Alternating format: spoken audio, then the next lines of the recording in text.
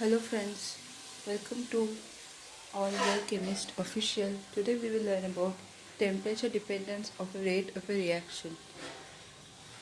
This is a bilingual lecture in which both Hindi and English will be used. So here we start. Most of the chemical reactions are accelerated by increase in temperature. For example, in decomposition of N2O5, the time taken for half of the original amount of material to decompose is 12 minutes at 50 degrees Celsius, 5 hours at 25 degrees Celsius, and 10 days at 0 degrees Celsius. ज़्यादातर chemical reaction accelerate होता है तभी जब temperature increase होता है. Example जैसे कि N2O5 dinitrogen pentoxide का डिकम्पोजिशन होता है तो टाइम जो लेते हैं कि वो अपने ओरिजिनल अमाउंट से हाफ हो जाए उसके लिए वो 12 मिनट लेता है और वो हीटिंग जो रहता है 50 डिग्री सेल्सियस में होता है और 5 घंटा लेता है 25 डिग्री सेल्सियस में और 10 दिन 0 डिग्री सेल्सियस में. मतलब हम डिफरेंस देख सकते हैं कि अगर हीटिंग 50 डिग्री सेल्सियस में हो रहा है तो 12 मिनट लेगा अपने ओरिजिनल कॉन्सेंट्रेशन से हाफ में आने के लिए. लेकिन वही कंपाउंड अगर 0 डिग्री सेल्सियस में रहेगा, ठीक है, तो वो 10 दिन लेता है. और अगर 25 डिग्री सेल्सियस में रहा तो वही कंपाउंड 5 घंटा लेता है अपने आप को ओरिजिनल कॉन्सेंट्रेशन से हाफ में आने के लिए. ठीक है. You also know that in a mixture of potassium permanganate KMnO4 and oxalic acid CH2C2O4, potassium permanganate get decolorized faster at a higher temperature than that at a lower temperature. The potassium permanganate KMnO4 or oxalic acid H2C2O4 और potassium permanganate decolourise होता है. ठीक है. और decolourise होता है जल्दी से जल्दी जब वो हायर टेम्परेचर में रहता है कंपेयर टू लो टेम्परेचर में रहता है. It has been found that for the chemical reaction with rise in temperature by 10 raised to 0, the rate constant nearly double.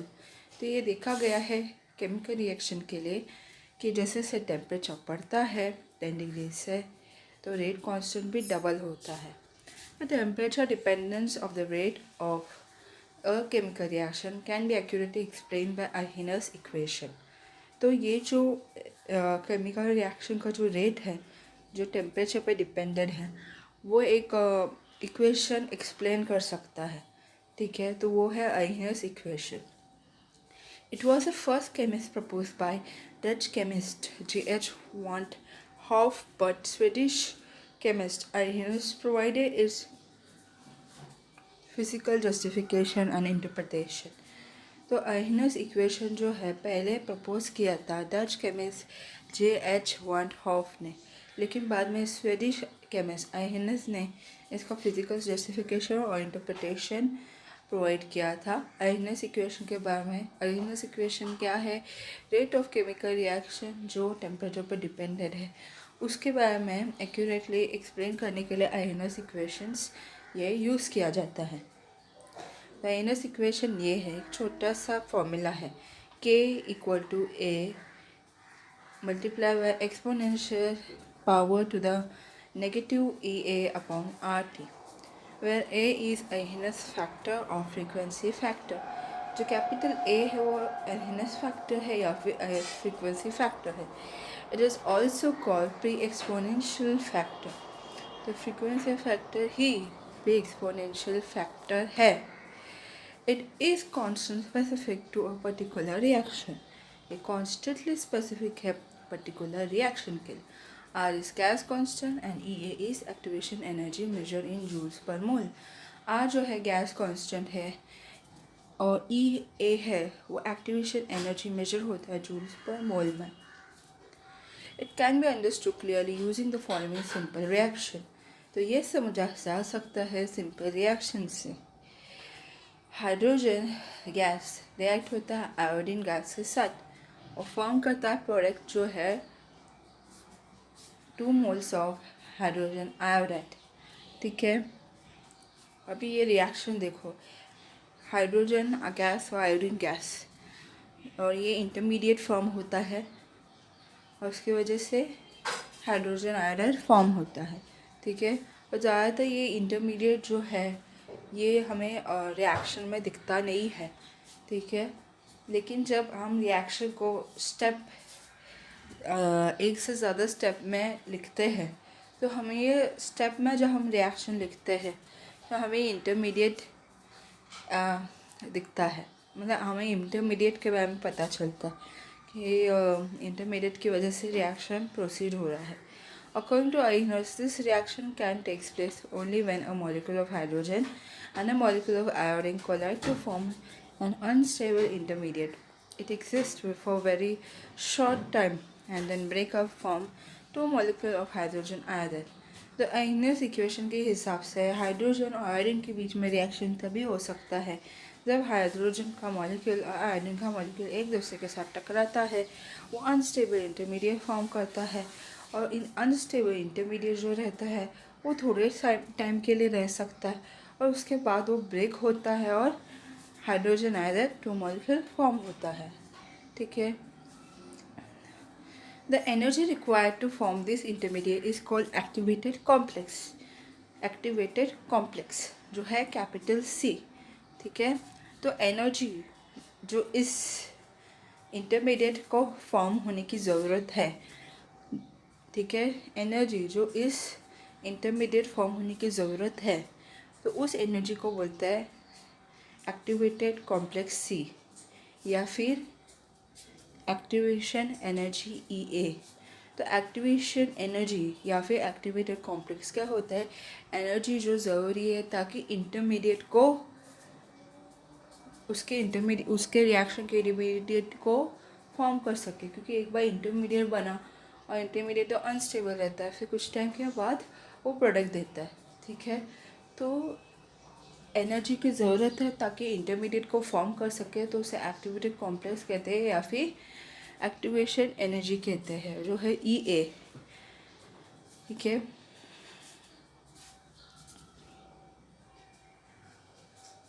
Energy जो ज़रूरी है ताकि इंटरमीडिएट को फॉर्म कर सके, तो उसको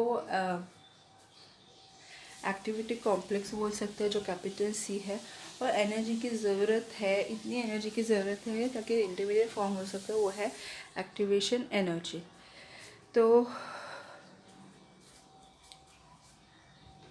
एक फिगर है जो डायग्राम है, ये डायग्राम हम देख सकते हैं, ग्राफ का प्लॉटिंग है। ठीक है, क्या है हम देखते हैं। Is obtain bye figure 4.7 obtain bye plotting potential energy versus reaction coordinate. तो ये जो प्लॉटिंग है किसके बीच में? एनर्जी, पोटेंशियल एनर्जी और रिएक्शन कोऑर्डिनेट के बीच में है।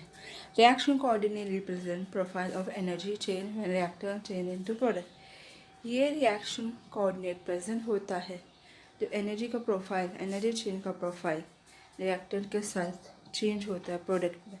ठीक है, तो ये रिएक्शन कोऑर्डिनेट जो है रिप्रेजेंट करता है एनर्जी चेंज का प्रोफाइल को जब रिएक्टर चेंज होता है प्रोडक्ट में। Some energy is released when the complex decompose to form products. So the final enthalpy of the reaction depend upon the nature of the reactant. तो कुछ energy release होती है जब ये कॉम्प्लेक्स डिकम्पोज होता है और प्रोडक्ट फॉर्म करते हैं। तो ये जो रिएक्शन का फाइनल एंथैल्पी है वो डिपेंड होता है रिएक्टेंट और प्रोडक्ट का नेचर के बीच में। All the molecules in the reacting species do not have the same kinetic energy, since it is difficult to predict the behavior of any one molecule with precision. Ludwig Boltzmann and James Clerk Maxwell used statistics to predict the behavior of large number of molecules. जो सभी molecule जो है reacting species में वो same kinetic energy, उनमें same kinetic energy नहीं रहता है। ऑफ कोर्स सभी मॉलिक्यूल जो काइनेटिक एनर्जी में रहता है, सभी मॉलिक्यूल जो रिएक्टिंग स्पीशीज में रहता है उसमें सेम काइनेटिक एनर्जी नहीं रहता है।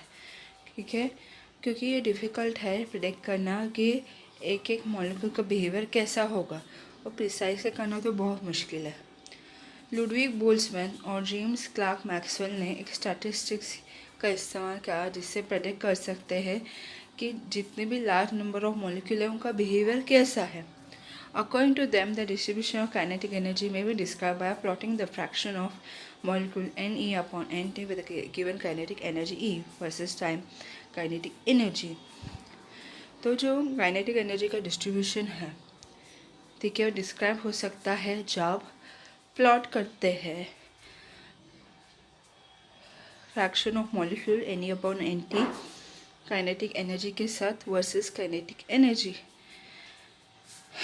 और Ne जो है number of molecule with energy, Ne जो है number of molecule with energy, और E जो है और Et जो है total number of molecule, Nt जो है टोटल नंबर ऑफ मॉलिक्यूल है. ठीक है. Fraction of molecule, kinetic energy, most probable kinetic energy distribution curve showing energy among gaseous molecule.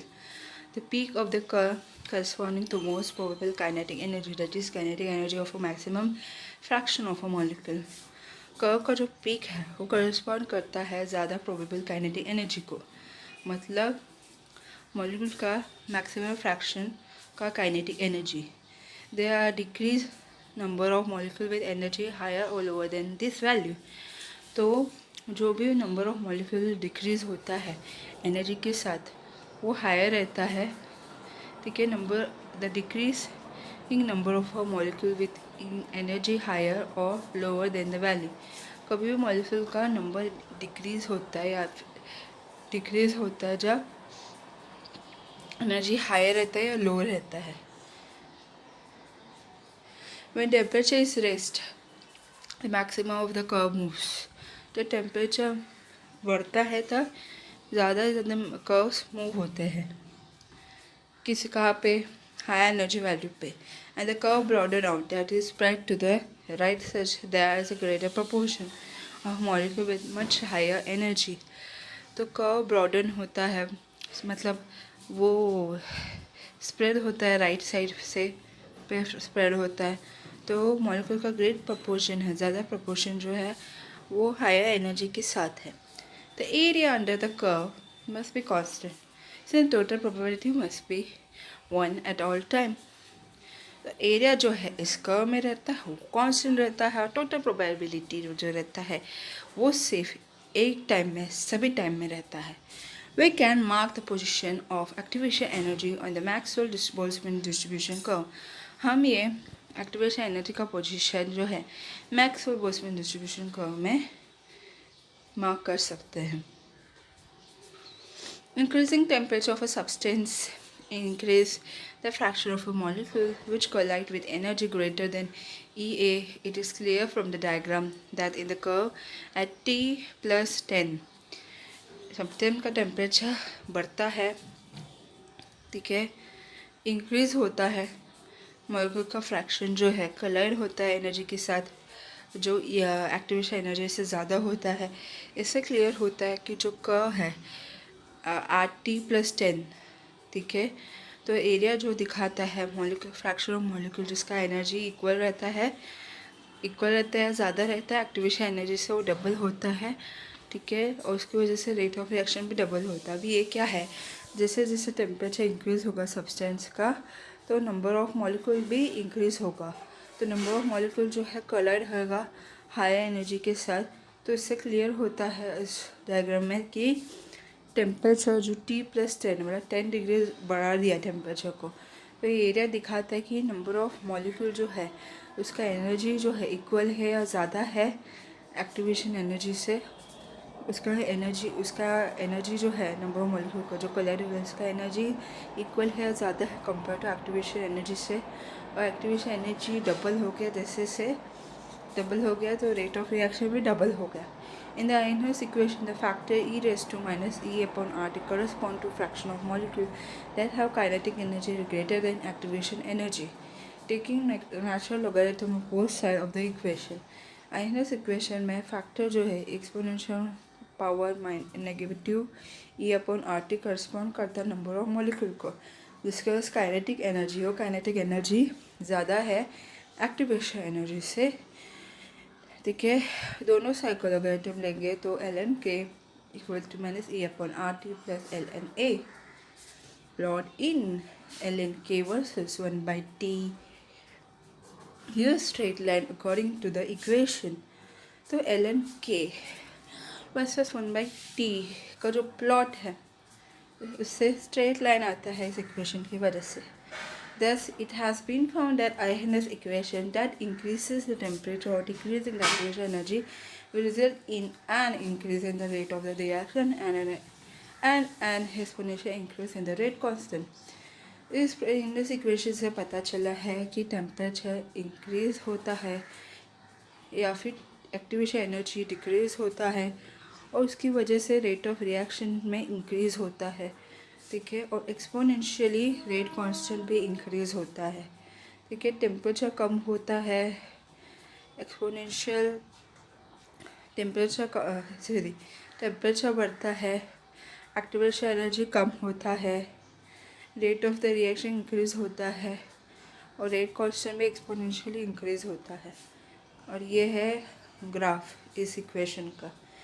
ln k जो है y एक्सिस है, 1/t है वो x एक्सिस है, ln a जो है इंटरसेप्ट है और स्लोप है माइनस ये अपॉन आर। फिर से स्लोप नेगेटिव की तरफ जा रहा है क्योंकि ये नेगेटिव है, negative activation energy upon R है। ठीक है, slope equal to minus e upon R and intercept ln a। So we can calculate EA and A using this value at temperature T। तो स्लोप जो है minus e upon are होता है, intercept जो है ln a होता है।